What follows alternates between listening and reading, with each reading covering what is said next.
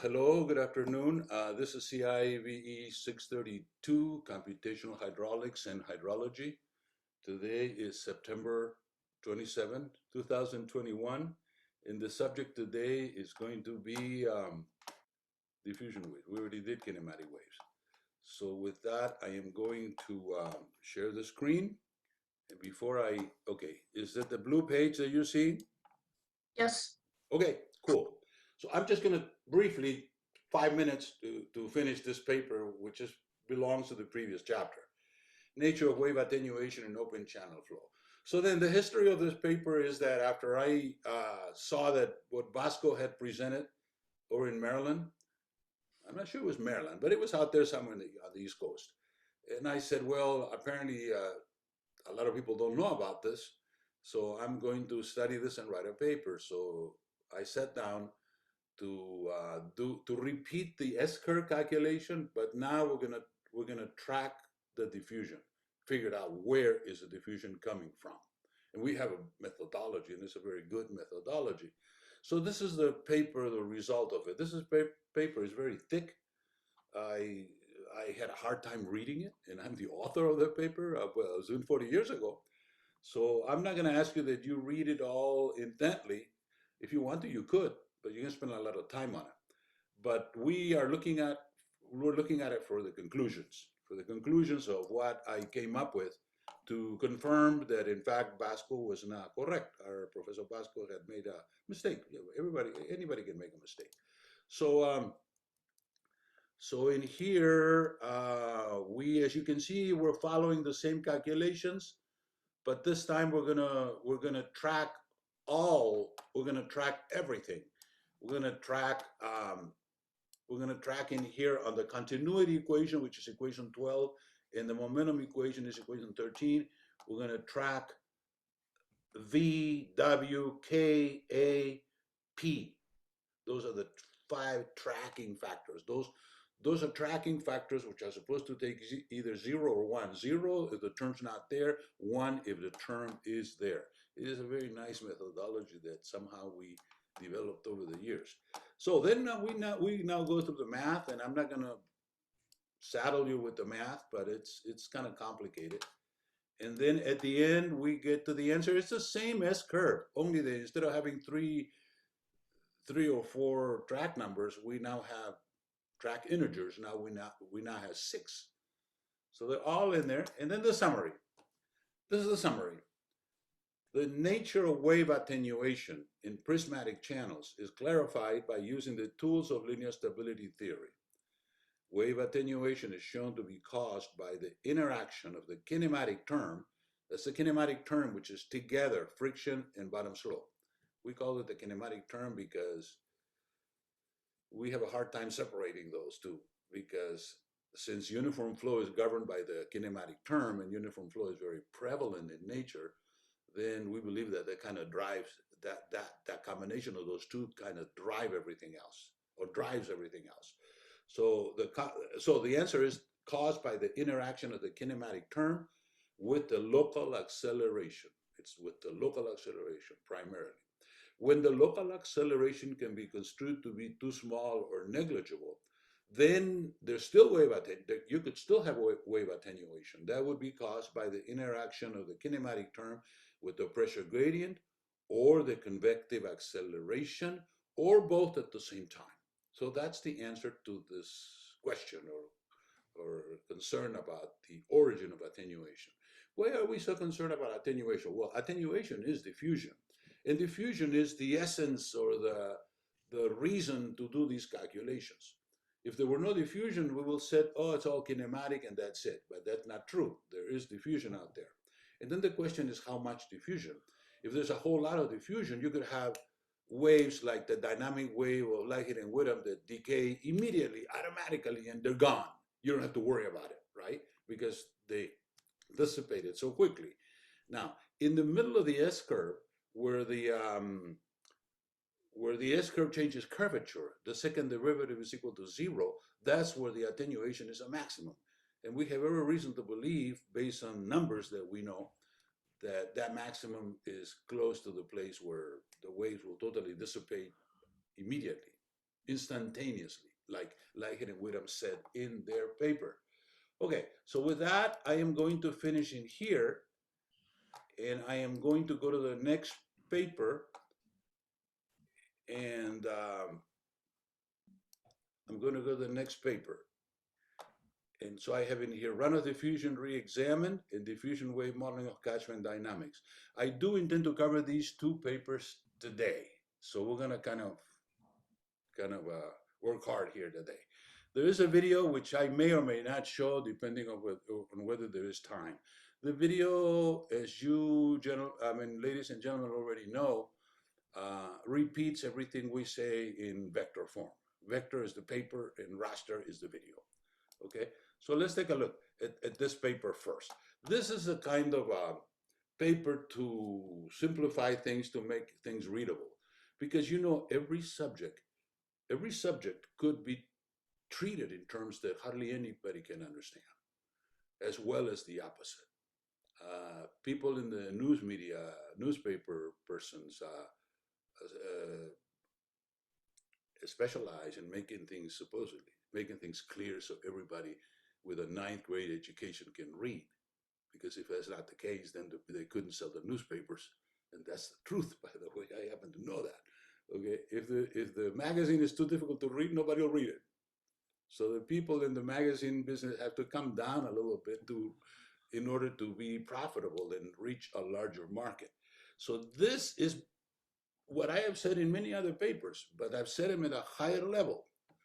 And that's why I came down now to explain it, try to explain it. So that's what I'm going to do today, explain this stuff. Never mind that everything we say in here will be in other papers too, but somewhat at a higher level.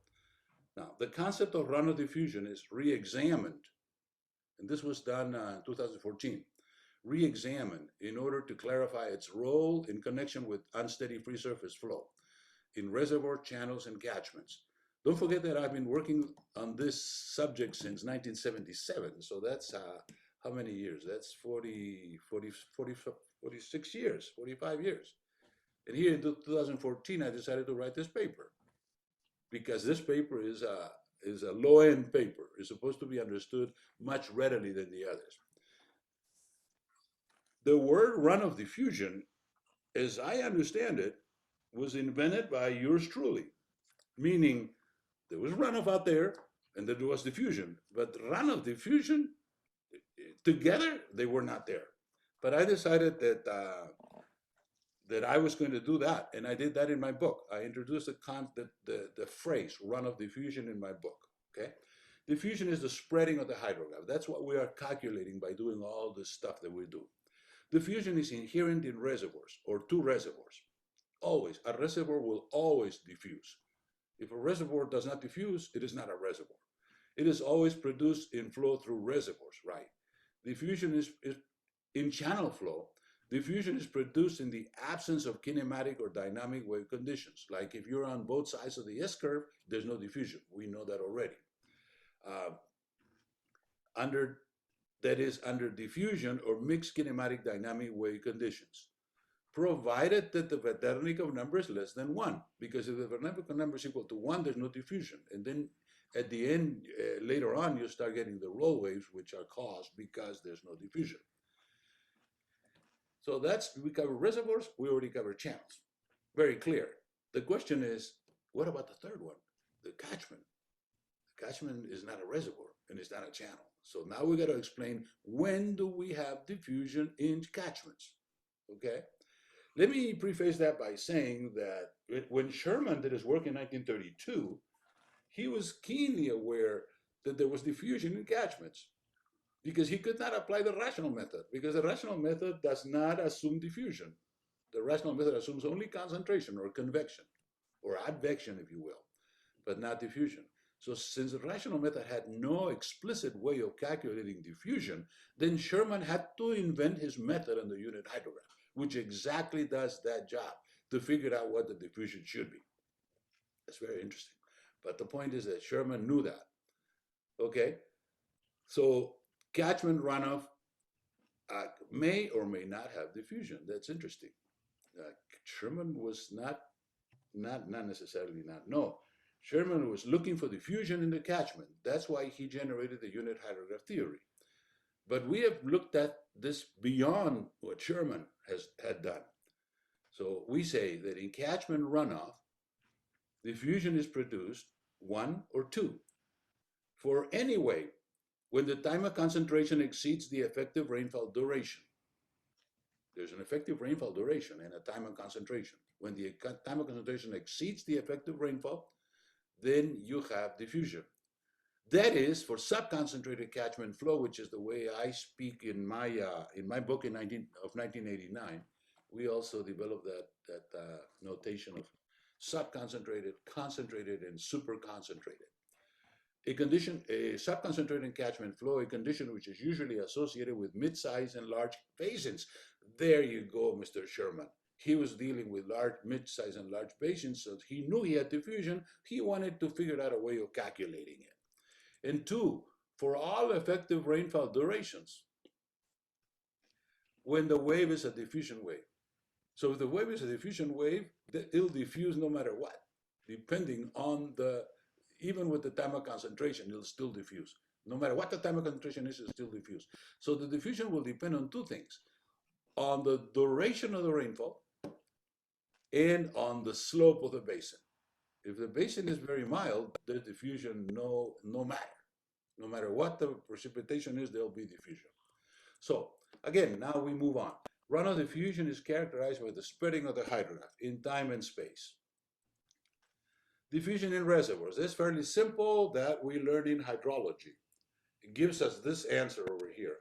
I took this routing straight out of my book. It's in chapter 9 of my book, Hydrograph Attenuation and Reservoir Routing. The inflow is 1,000 and the outflow is 765. Typical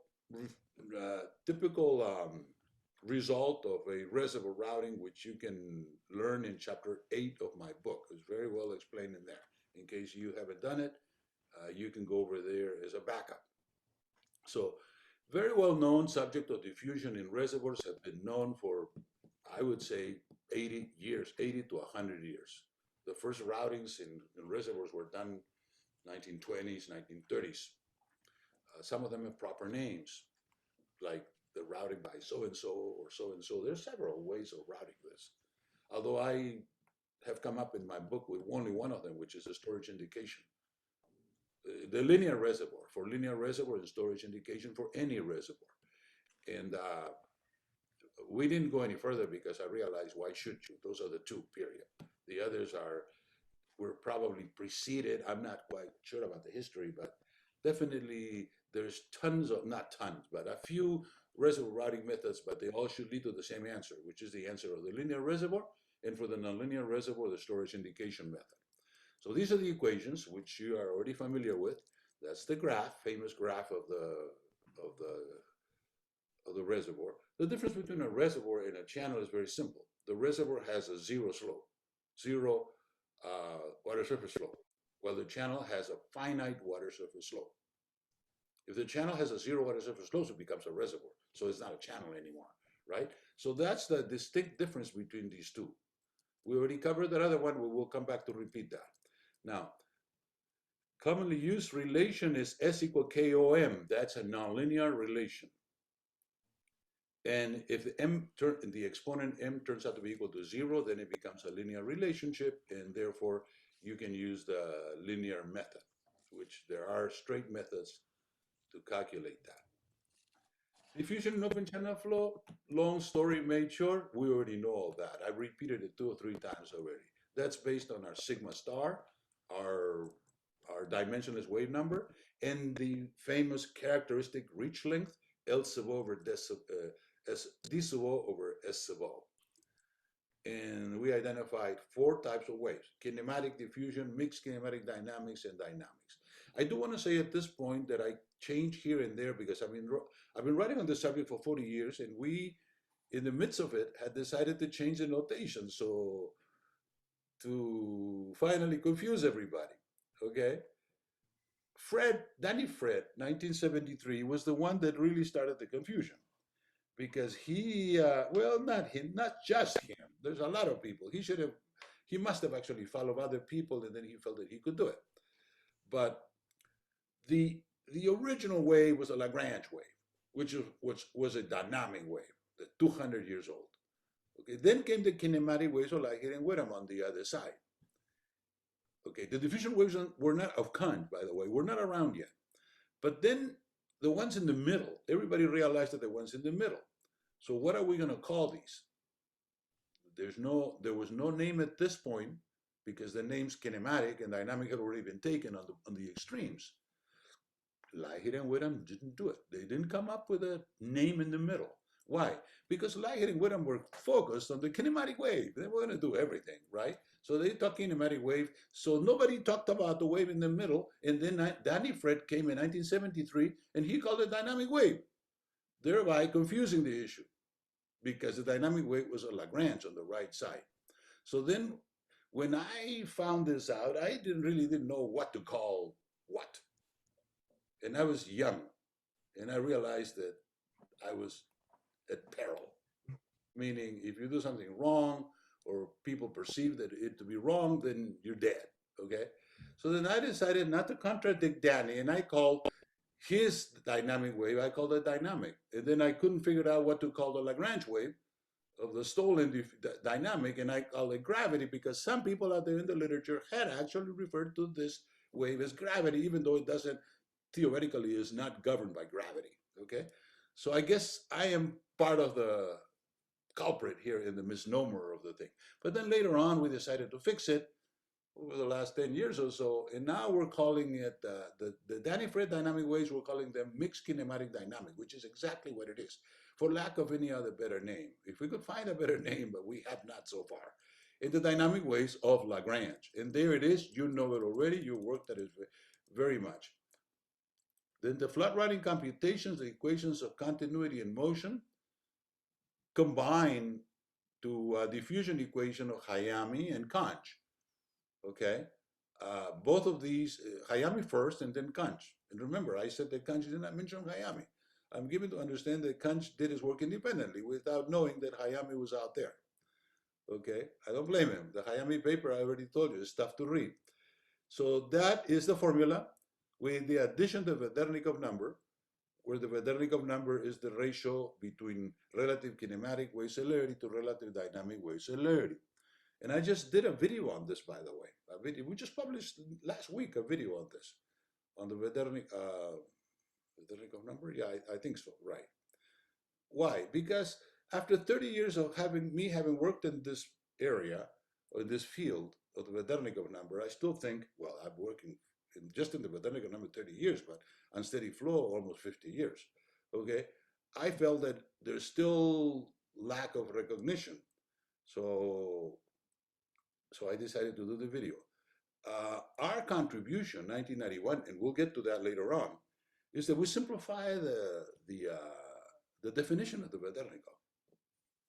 Vedernikov was, I should say, confusing, to say the very least. Powell did not straighten it out. Powell mentioned Vedernikov 2-3 years later.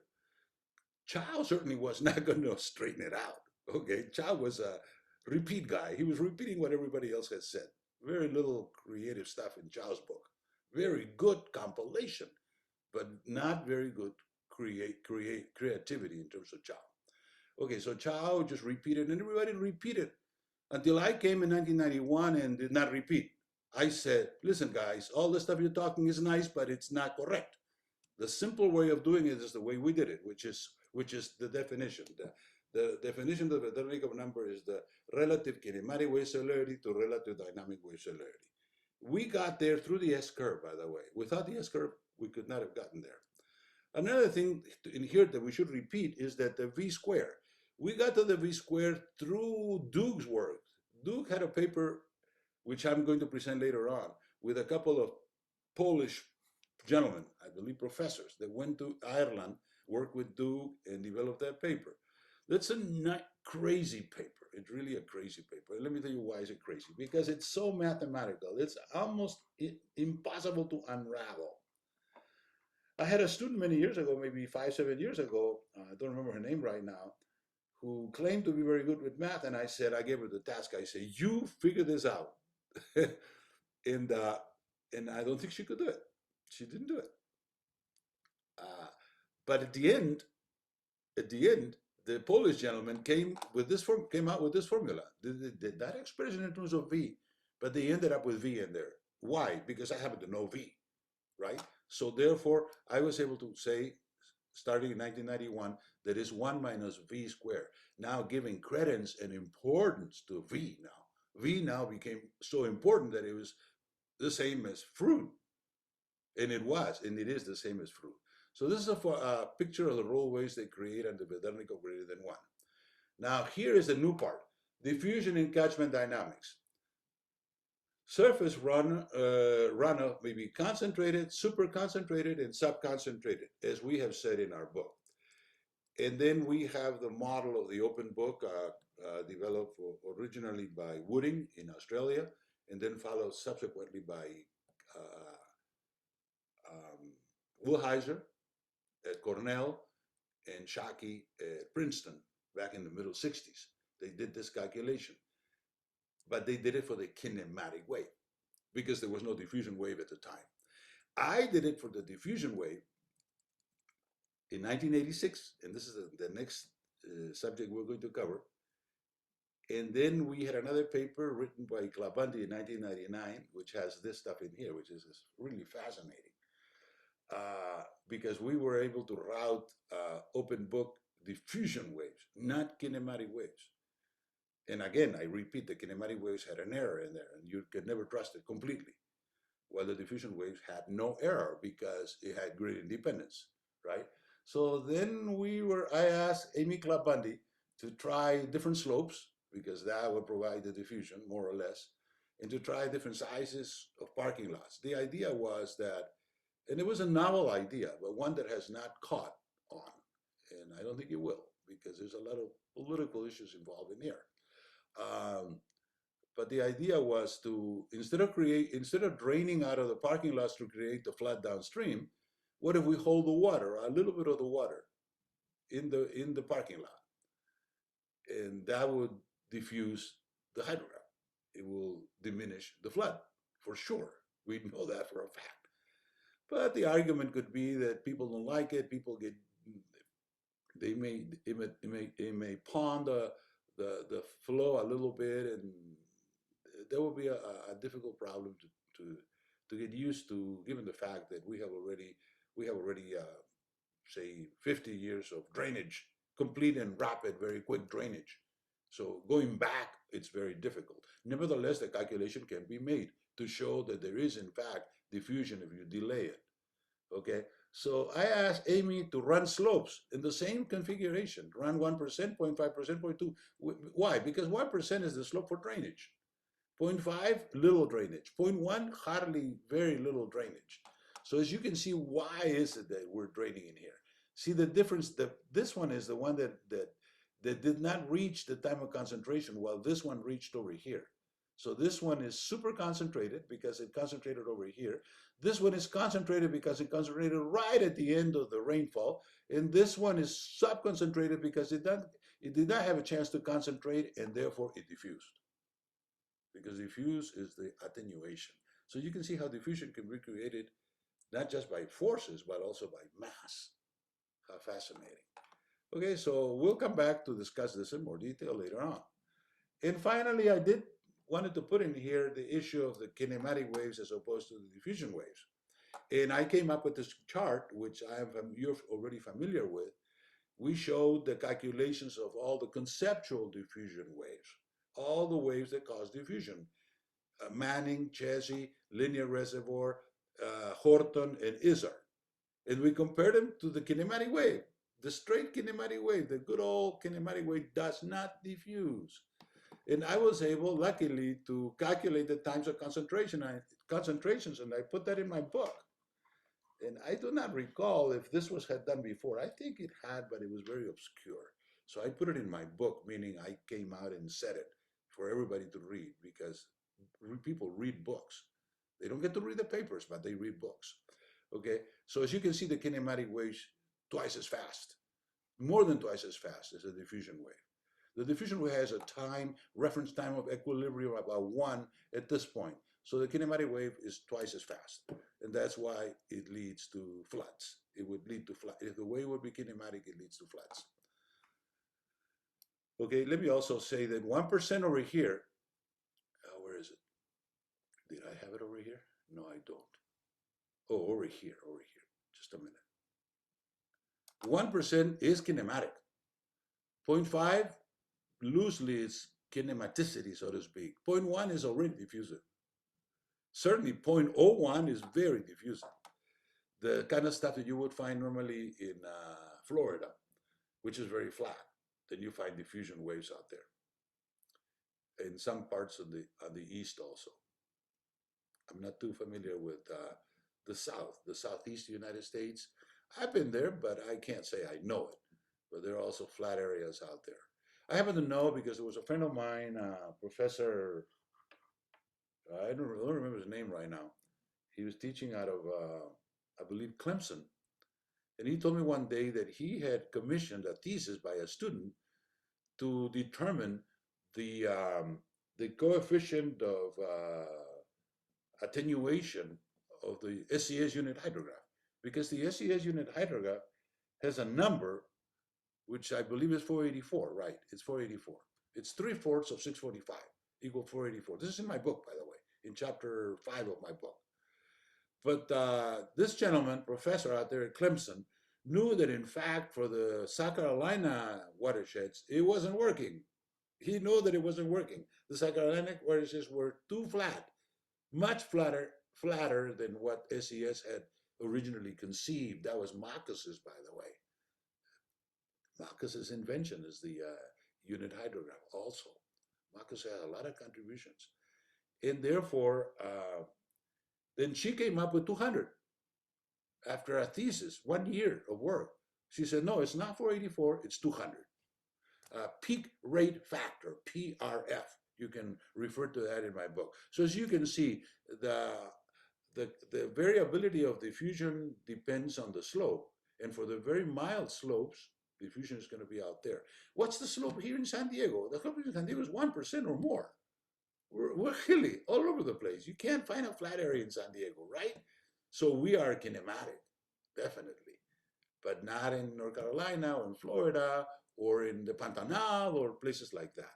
So I end up with this now, and now I'm going to get into the paper that I do want to get, and I got 45 minutes, and I think we are going to do it justice because this is a very important paper. This is a way to do, this explains the way to do calculation in an open book, but it goes to the theory. It goes to the theory.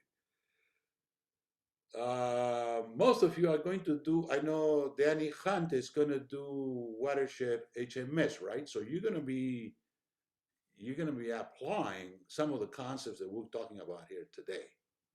The other gentleman, and I guess Cassidy also, you're going to be looking at hydraulics, hydras. But Danny has chosen hydrology, and you know there's a slight difference. Well, there is a difference in there. So we are going to present a diffusion method for catchment dynamics.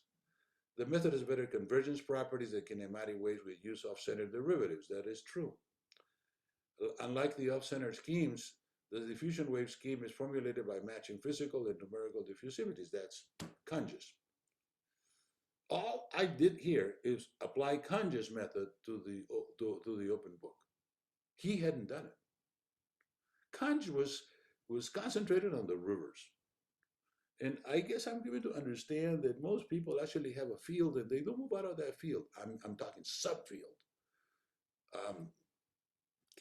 Wilheiser was on kinematic waves and watersheds. Conge was on diffusion waves in rivers. You see what I'm saying? The specialization in there? They didn't jump from watershed to river like we have done. Okay, so the method is a better convergence property. That we already know for sure. Unlike the off-center schemes, the diffusion wave scheme is formulated by matching physical and numerical diffusivities. That's Conge's. This results in an effective control of numerical diffusion and leads to simulations which are essentially independent of grid size. Now, so here we introduce for the nth time numerical diffusion. I should mention to you historically, in 1973, when I came back to Colorado to do my PhD, Professor Mahmoud said, Ponce, um, do you know Fortran? I said, I guess so. For people get me, I had to know Fortran, and I knew it a little bit, but I knew that at that minute that I had to study it more. Okay. And he said, well, we're going to be doing numerical hydraulics here. I have a problem in Pakistan that I had already signed up for the Pakistan project. I like to travel, Professor Mons likes to be on the plane all the time. So I signed up to go to Pakistan, and he says, yeah, we got this problem in Pakistan. The problem is that we have these link canals, and they're new canals, and they had a big flood. I don't know how that happened, but they dumped a whole lot of sand, a bar, in one of the canals, and that's almost impossible to remove. All you need to wait until it flushes out of the canal. The canal is what, 60, 70 miles, 300, no, not 300, 300 meters, like about 1,000 feet, huge canals. There's 12 canals that were built in the 60s and 70s in Pakistan. So then he said, we wanna route these sand waves, meaning not just route waterways, but route sand waves. And the methodology is the same. The only difference is that the sand waves move a lot faster. I'm sorry, a lot slower. It's about 100 to 1,000 the speed, okay? The speed of the sand wave. So then for the next year, 1973, 74, I worked on the sand waves, modeling the sand waves. And there was a new subject. It was a new subject. And that's where I learned numerical diffusion. Within a month after I had signed up with Professor Mahmoud, I realized that there was such a thing as numerical diffusion. Nobody told me. I realized that's the best way to do it. I didn't read it. I saw it. I saw it in the laboratory. Hey, what's going on? We're diffusing in here artificially, totally artificially. There's got to be something in there. So we started studying and reading this, and we found out that in fact there is such a thing as numerical diffusion. Okay, which at the time were poorly spoken or explained. Well, now 73, yeah, it was 4 years after Kunch, and Kunch had already talked about it. Okay, so the diffusion method is extended to the realm of dynamic waves, and here we come up with the contribution of Doog, okay, including the Fourier number dependence on the physical diffusivity. We did not mention the Vedernikoff in here for the very simple reason that we, at the time we wrote this thing, which was 1986, did not know that the Vedernikoff was there. We knew about the Vedernikoff, but we didn't know that it was there. We had to wait 5 years to put it together. How did we get in there? There's a lot of sweat involved in here and a lot of thinking. Okay, when you're into this subject, when you're into a subject like this where it's new and you don't know where you're going, you have to live through it, and eventually it comes out. But it doesn't come out from today to tomorrow. It takes years. I usually say, half jokingly, under the shower. You're showering and you're thinking about this, and all of a sudden it's like, ah, eureka, I got it, this is it. And that's, I believe, one of the things that happened in this case. I was working with Doog, I was working with the Polish gentleman, I was working with myself, with work that I had done. I had the Vedernikoff in front of me. It was just a matter of putting it together like a jigsaw puzzle. And we did in 1990. And then we published it in 1991. We will read that paper later on. We already read that paper in Chafru and Vedernikoff, which is kind of the same. Okay. Introduction, mathematical modeling of catchment dynamics. The kinematic wave is let me say at this point here, I'm going to say a lot of things in here that are, some of them are going to be really new to you, and they're very fundamental to the theory of computational hydraulics and hydrology. Because right now we're doing hydrology, not hydraulics, because we're looking at a watershed, right? But the methodologies, the numbers, the physics are the same. Kinematic wave is a very valuable tool. With the steep slopes usually encountered in upland watersheds, flow conditions are such that kinematic waves are reasonably good approximations. That's Wilheiser's deal, or gig, I guess you could say. Exceptions are cases involving mild slopes. coupled with fast rising hydrographs. This is the applicability. Then it's not kinematic, but it could be diffusive or diffusion and dynamic. Procedures are analytical or numerical. The analytical solutions are fine and dandy, but the problem is that they require analytic boundary conditions, and we typically do not have analytic boundary conditions. So the best thing for us to do is to do numerical calculations. But the numerical calculations, oh well, the good thing about it is that we have the computers. And the computers of the time are not the ones that I was working with in 1973, by the way. 48 years have gone by. 48 years. For your information, the computer I was working with at the time had 70K of memory. Let me repeat that, 70K. From K we went to mega, and from mega to giga. Now, the computers you're buying now are 28 giga, I think, or something to that effect. So we have got in capacity for storage, RAM, about 1 million in 50 years, I think. And we're going even further now. I'm not going to talk too much about it, but the fact is that we had to do marvelous things out there in order to work. And right now, we don't have to. It's all done for us. It's, technology has improved, right? Okay, so we have in here, in schemes of first order, the numerical diffusion is uncontrolled in kinematic waves, resulting in catchment response being dependent on the grid size. This is the scheme of Shaki, 1973, that we'll see later in the details, that that the core endorsed without really discussion, because like I said, the core doesn't discuss things. They just go ahead and look for an answer that is in vogue, so to speak. So they included that in HEC 1 in 1979, the Shaki method. Shaki and some other authors out there at MIT. In schemes of second order, the numerical diffusion disappears, but a certain amount of numerical dispersion of the third order still remains. The search for a scheme exhibiting zero numerical diffusion and dispersion may be ill-advised because the solution itself stands to benefit from these contributions. It has been shown that the diffusion wave applies to a wider problems. In other words, the issue is, if we get rid of all the diffusion, maybe there's diffusion in nature. We won't be able to pick up the diffusion in nature because we're using a tool that has no diffusion, namely the kinematic wave.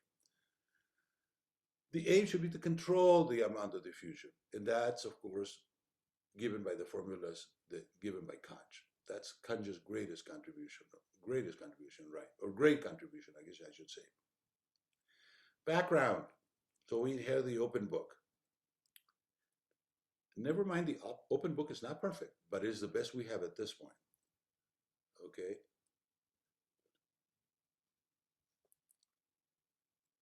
A source of uncertainty is the adequacy of the frictional representation. Is it laminar or is it turbulent? In the planes, it's likely to be laminar, but in the channel, it may be turbulent. So we need to keep that in mind. Or mixed, worse off, mixed, because we have a law for laminar flow. That's a law of Isard. It's well known, 200 years, laminar flow. Laminar flow was studied in the early 1800s or in middle 1800s. Or we have the law of Manning, which is not perfect. Together with the law of Cesi, we prefer the law of Cesi, but that's the Cesi, the law for turbulent flow. But a law for a mixed laminar turbulent, we do not have. And I don't envision it being developed in the near future, okay? So we need to fudge a little bit in here. Is the flow laminar or is it turbulent? Okay, well, Horton helped us because he said, all you need to do is figure out the exponent beta, because beta is 3 for laminar and 1.5 for turbulent. So if your beta is 2, you got a mixed situation. He's 100% correct on this. If the beta, the famous beta, our famous beta is 2, you got a Horton solution in there. And at that point, what are you going to do? You don't have a law. The answer is everybody says, oh, well, we'll use Manning. We'll use Manning, okay? Because they shy away from using the laminar flow because it's kind of in the middle. So as you can see, we do a lot of things that we do because God is great, not because it's correct. Okay, we do it, some of it, sometimes out of practicality, some other times, excuse me for saying this, out of ignorance. A lot of people don't know that. They haven't taken this class. Okay, they just apply it. Okay, it is very dangerous to run HMS and HEC-RAS without knowing what you're running.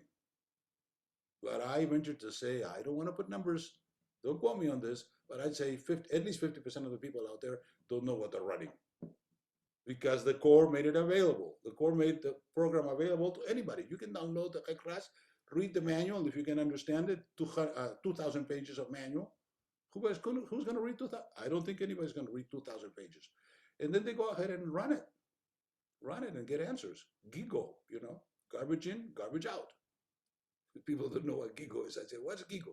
Garbage in, garbage out.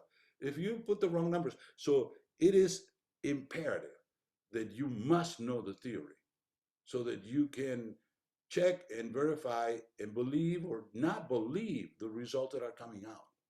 That's why you need to take a class like this, so that you understand how numerics works, and hopefully you'll do before the end of the semester. Okay, so we got an equation in here. That's the continuity equation, conservation of mass. We got the rating, and we got the Seddon law. The Seddon law. I'm developing it today. I was working on a video to explain the Seddon law. And you may wonder, you say, well, Professor Ponce, I mean, everybody knows the Seddon law. Yes, everybody that is taking this class. Yeah, sure. But there's a lot of people out there that haven't taken. So I'm putting it in YouTube. So it'll be on YouTube. In the next 2-3 days, it'll be on YouTube completely, including the paper that Seddon put together originally in the year 1900, which I have already shown you. We need to go back to the basics. Okay, the kinematic wave equation, fine. But this one is with lateral inflow. So this is the one you're going to use for your next homework calculation, right? Now the next homework calculation is, I'm sorry, the next problem. The next problem calculation, actually I didn't spell it out completely, but I think you could, well, let me just say, you think about it. It'll be good. You could go the long way or the short way, but whichever way you're going to get the answer, okay? And you start with this equation, with number 4. Okay, so then we get to the discretization, which we already know, presented many, many times. Okay, discretization of the kinematic wave, which is over here, I believe. Right, no, not here. There it is, the kinematic wave. So the way the kinematic wave is going to work is like this. In the spatial domain, xt, you're going to have qj, and qj n plus 1, that's boundary condition, upstream boundary. And downstream, you have qj plus 1n, which is initial condition. And you're going to calculate qj plus 1 n plus 1 is a function of the other 3.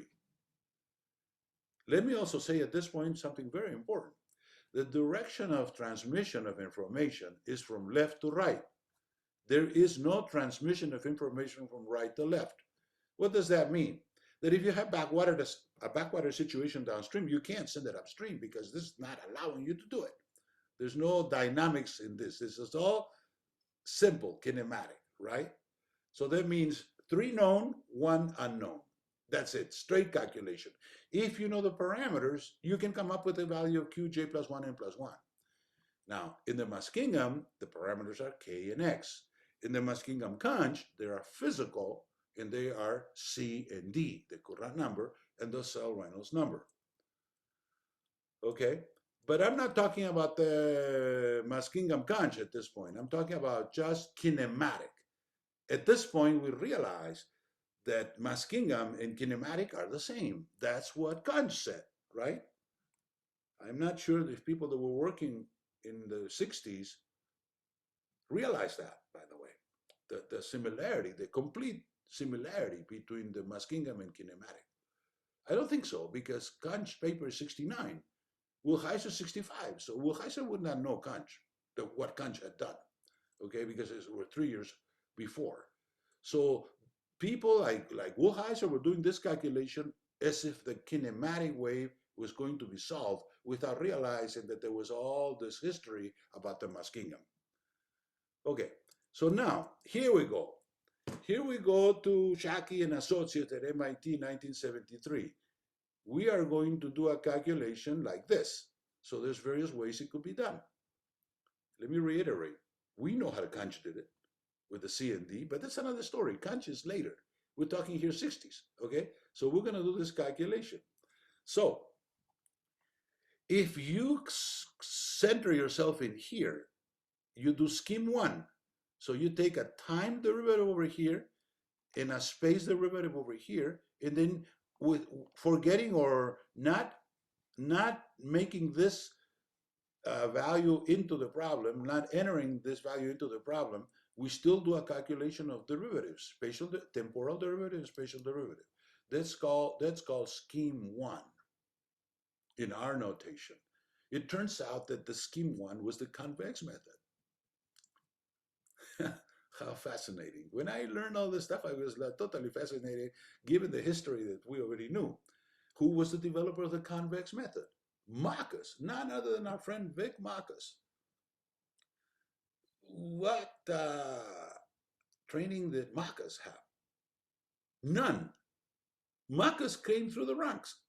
We know that. That's already been put out on the light in the recent interview that we had with NRCS 3 months ago. Marcus came through the ranks. He was supposed to learn as we go, as they say. I'm sure you guys know what rising through the ranks means. It means you didn't go to school. You went through, you signed up as a mail boy or mail person, and then you ended up being the boss. Okay. Marcus did not get to be the boss, but he was high up there. Okay, so he developed this, he developed the curve number, he developed the unit hydrograph, the Marcus hydrograph, and he developed this, among other things that he developed, the convex method. Marcus, I did not talk about this with Marcus, because when I interviewed him, my objective was the curve number, not this. I would have loved to have 3 interviews with him, but that was not the case. So he called it convex. I'm given to understand, because I've talked to people, because the method was all so well behaved that it was convex. It wasn't going anywhere, never unstable, as long as you kept the C number, the Courant number, the routing. He didn't call it Courant number. He could not have, because he didn't have that knowledge. He called it the routing method, the routing coefficient. As long as the routing coefficient of the convex method was less than 1, everything was hunky-dory. It was all convex, and he was getting answers. Never mind, they were all wrong, but he was getting them. Of course, he couldn't judge that at that point. Okay, that's 1954. 54 when they published it. They must have worked with this for 10 years, because, you know, the federal government doesn't publish from one year to the next. They wait until they sit around with, make it prove and stuff. Never mind, or don't forget that this convex method was used in the design, in the hydrologic design of many, many dams that are still standing in the US.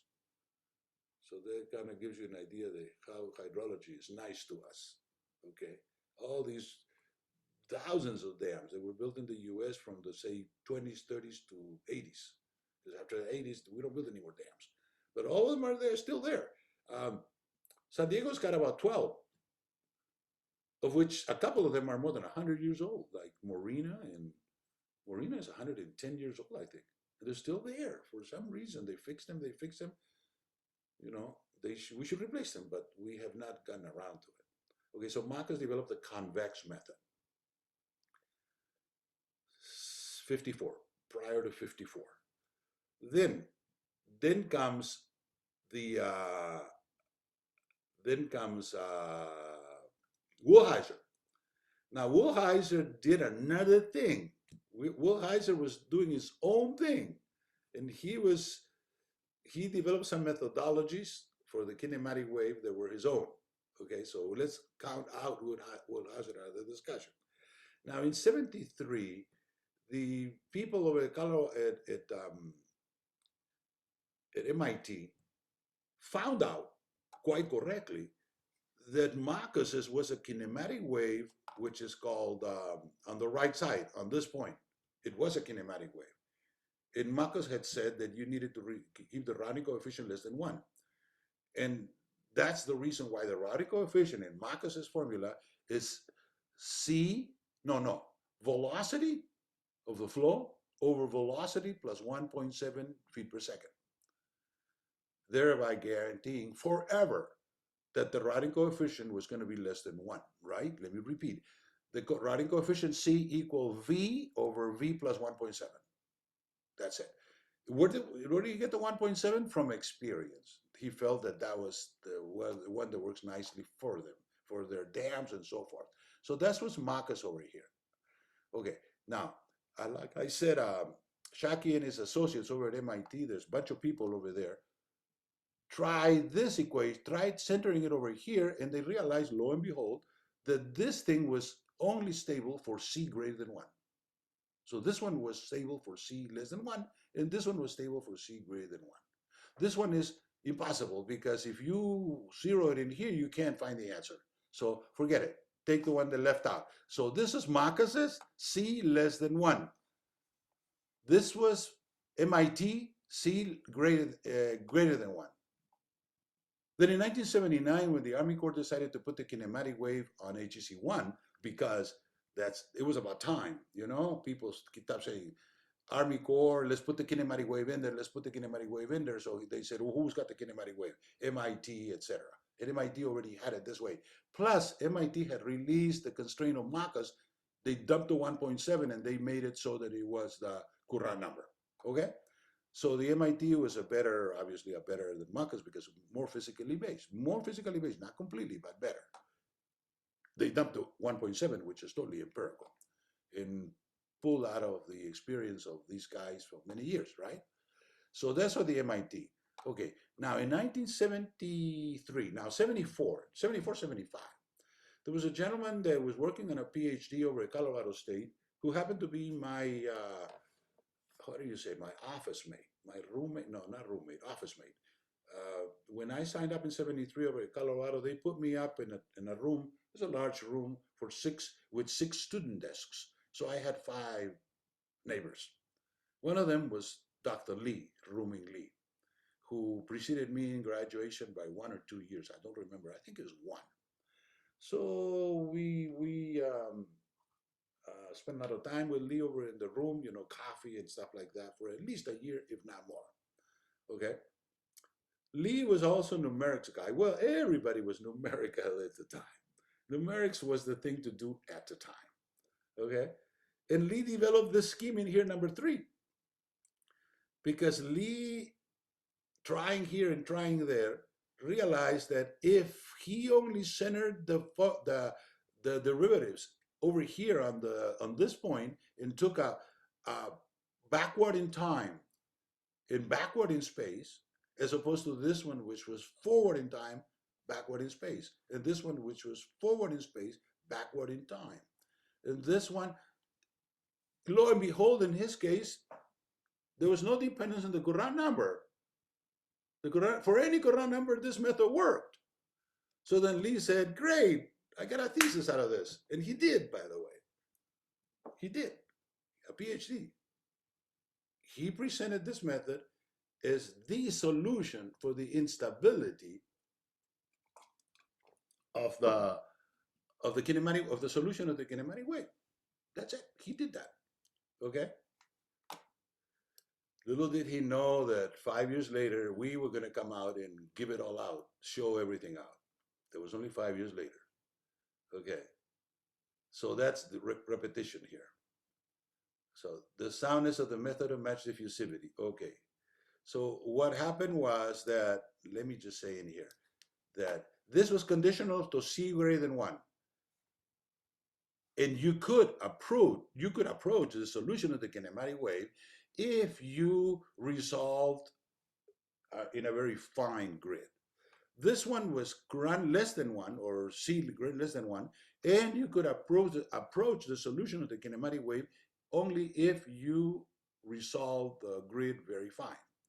This one never approached the solution of the kinematic wave, no matter the degree of refinement. This one was always introducing diffusion. This is conditional, always. So if you knew your diffusion, then Lee's was wrong. You see? And by the way, the Lee method has not been used. It's been mentioned in the literature, and I mention it in my work, but it has not been used because it's too diffusive and uncontrolled. This is a little bit diffusive and controlled. This is a little bit diffusive and controlled, but you can control it by reducing the diffusion and making the grid size finite, very, very fine. But this one, no, you cannot fix it. See, at the time, I should mention that this point is a very important point. At the time, people were concentrated on stability. Stability was a major issue, but convergence, it was not an issue. Convergence, people didn't get to talk to convergence after they were tired talking about stability. The problem with Lee's method was that it was non-convergent. Okay, so the diffusion wave formulation. Okay, here we go in here. We already know these equations. Okay, in order to come up with an open book calculation, we had to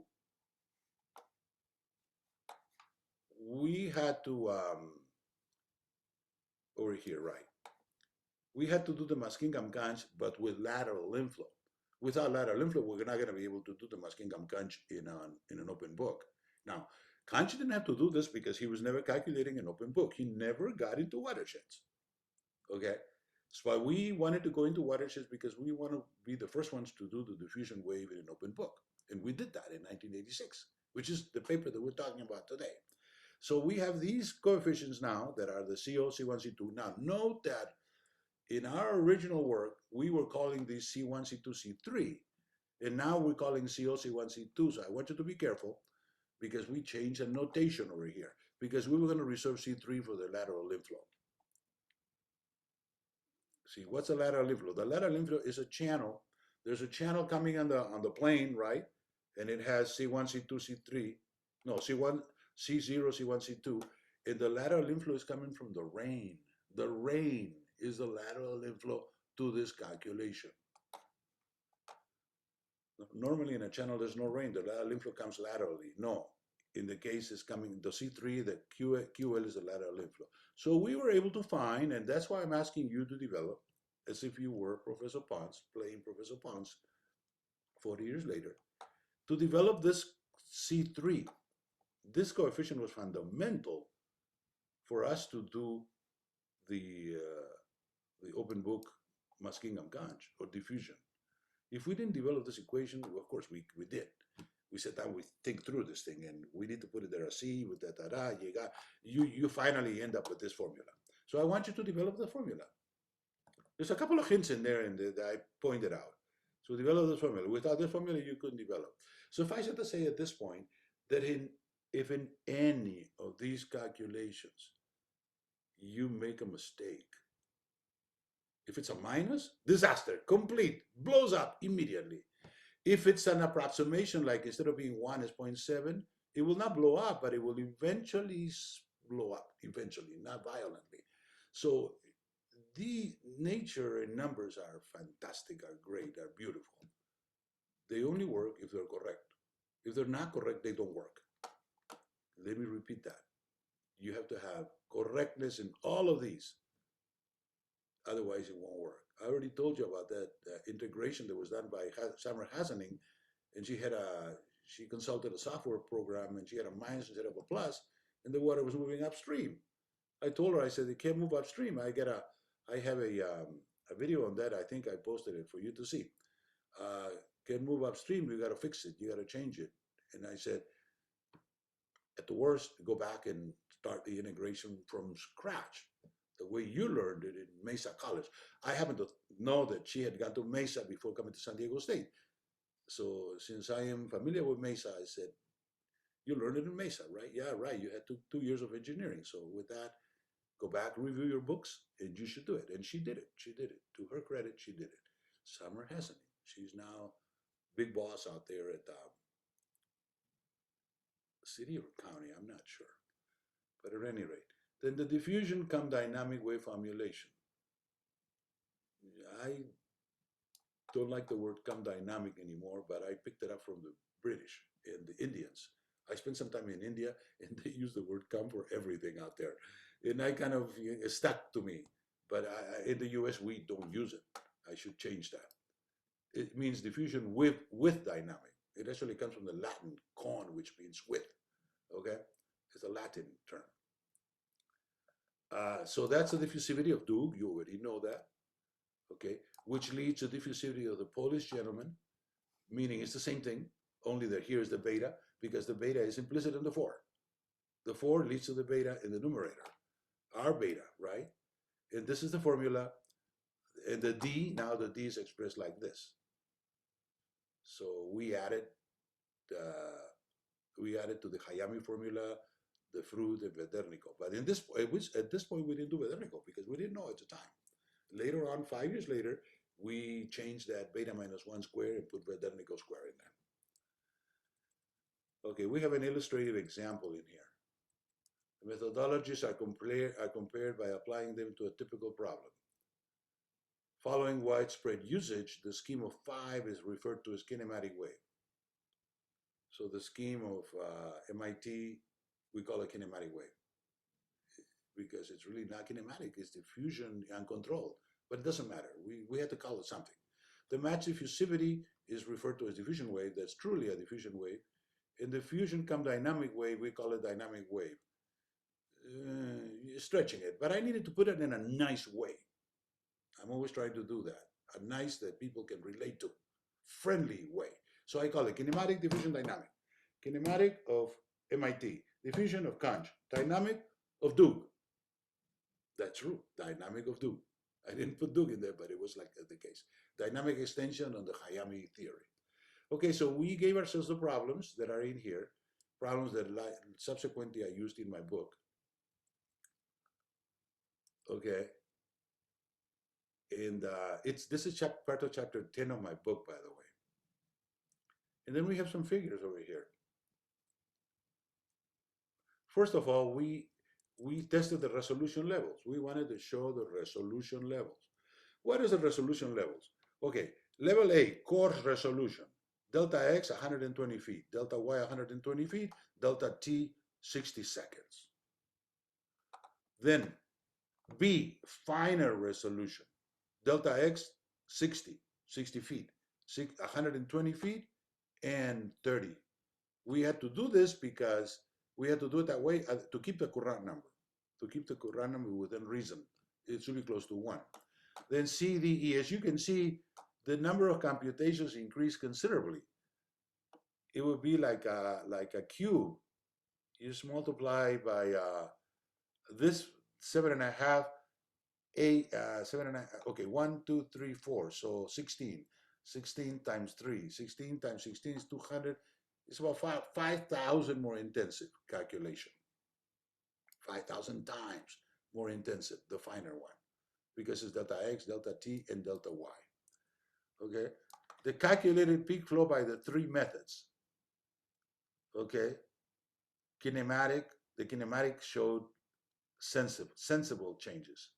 2.3, 3, 3.5, 3.8, 3.9. So there's numerical diffusion in here. In here, very little. As a matter of fact, the difference between I could not see the difference between the diffusion and the dynamic. It's very close. Very close. Calculated time to peak. In here, the time to peak changes from 240, 210, 195, etc. Well, the diffusion is the same, diffusion and dynamic. And this is the answers.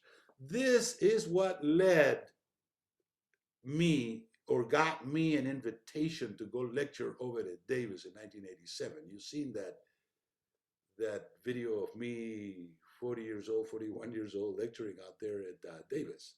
That figure is the one that got me that job. Why? Because I said, you take the Lee method, and you're going to get 5 hydrographs. You take our method, they're all going to be the same. How strong is this message? Tremendous.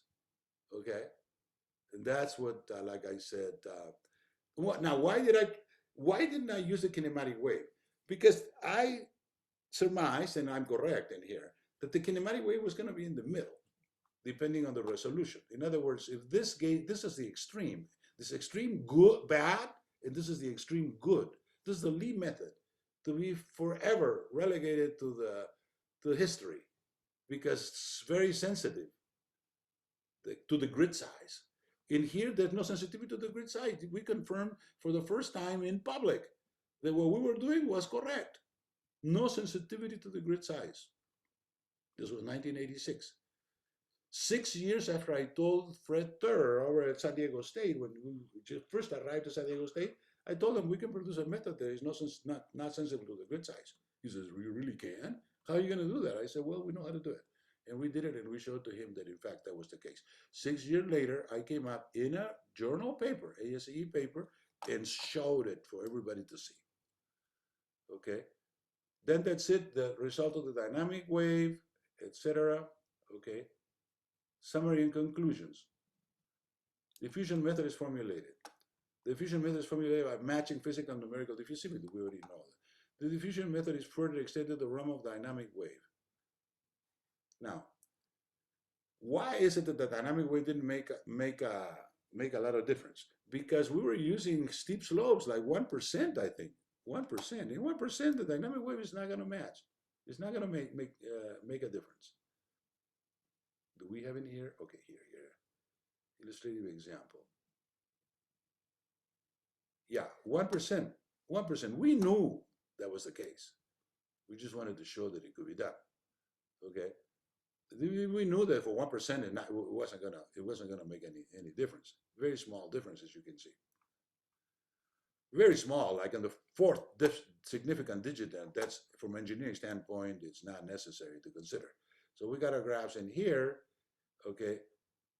The three methods: kinematic with uncontrolled numerical diffusion, diffusion with matched physical and numerical diffusivities, and dynamic with matched and fruit number dependent diffusivity. I should have said in the Bedenikov number, but I didn't know at the time. Tested for convergence and overall accuracy. So here we bring to light the issue of convergence, of which we will talk extensively later on. The demonstrated grid independence of the diffusion method is an asset to be reckoned with. At least for the example problem here, the solution to the dynamic wave is shown not to constitute a substantial improvement over that of the diffusion wave. And we're still trying to figure it out. I know that it will have an effect, but the question is, you have to try it with very small basins like that. Slopes like of the Pantanal type. The slopes of the Pantanal 0.0001 will make a difference. Will definitely make a difference. So, diffusion wave modeling of catchment dynamics. Discussion, diffusion, distributed catchment dynamics. I have a discussion in here that I'm going to show you. I have, I don't know, 10, 15 discussions over my career. I don't do that anymore, but in the past, early, I used to. Okay? And usually the discussions are to either blow your horn or to correct a mistake, which is fine. That's the way it should be. Okay?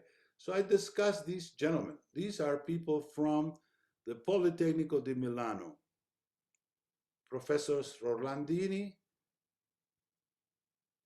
director, doctor? Doctor. I don't know if it's director or doctor. Well, we should interpret that as being doctor. Doctor and professor. So these two gentlemen from Italian origin wrote this paper, and they called it Diffusion Wave Modeling of Distributed Catchment Dynamics. So I was reading it and I said, this is my subject. The only thing they added was a word, distributed. We just got through reading the diffusion wave modeling of catchment dynamics. Now these guys had to change it, and they added a word. They didn't change a whole lot because all the stuff is distributed anyway, right? Distributed means point-by-point calculation, not lumped like in the case of Sherman.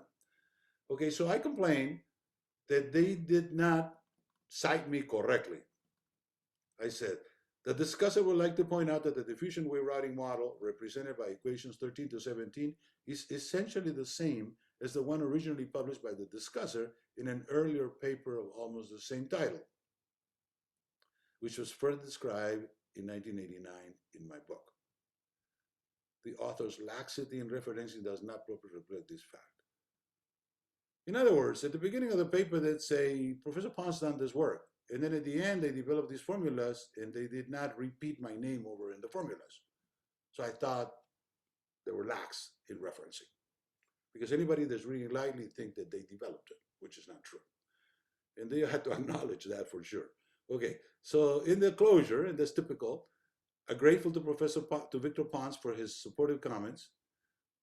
The routing scheme presented in the paper based on a series of studies published by Ponce and his co-authors that provided invaluable findings to the hydrologic community and the numerical behavior of the diffusion wave. That is true, 100% correct.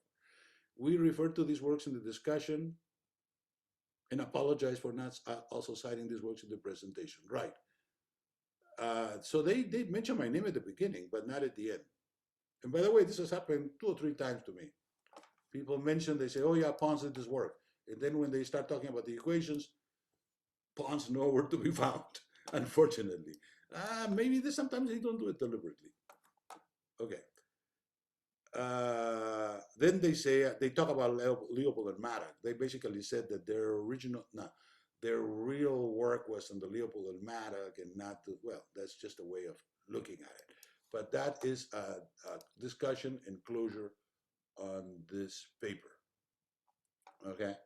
So then comes the paper on causes of runoff, the video on causes of runoff diffusion. This is an old video, which is 3 minutes, and we got 3 minutes, so let's go for it.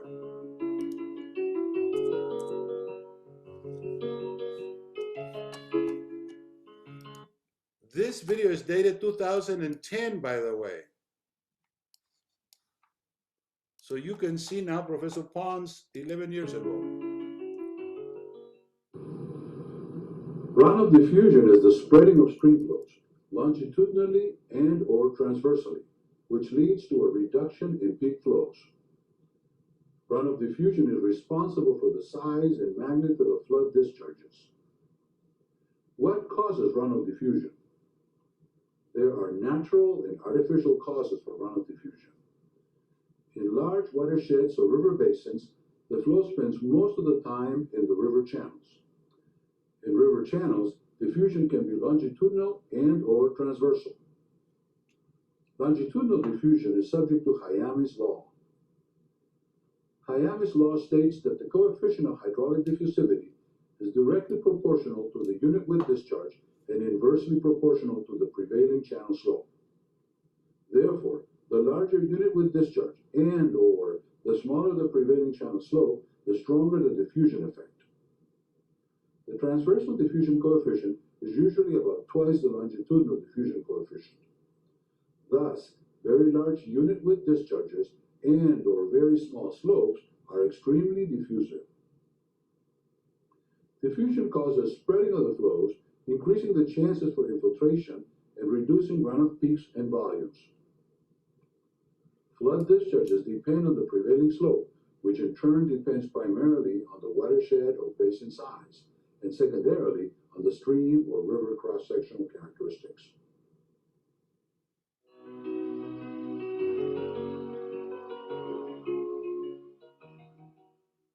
The purpose of flood routing is to calculate the amount of runoff diffusion. Flood routing is the calculation in time and space of a flood hydrograph based on the geometric and hydraulic stream channel characteristics. For small unit width discharges and or large prevailing slopes, runoff diffusion may be effectively reduced to a negligible amount. A flood wave that is not subject to diffusion is referred to as a kinematic wave.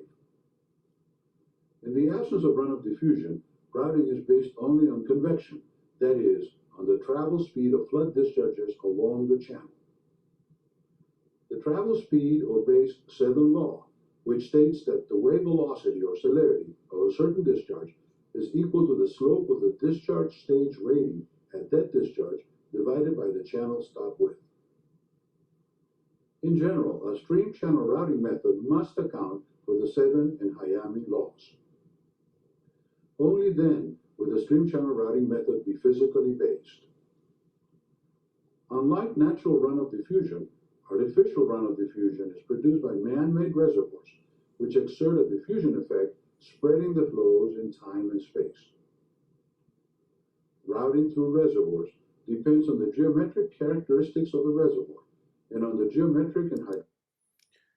This is the overflow of Oroville, the infamous overflow spillway, emergency spillway that failed on February 10, 2017. You already are familiar with this case.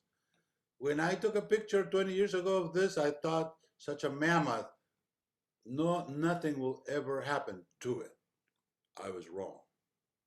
Hydraulic properties of the outflow systems, be it closed conduit or free overflow spillways.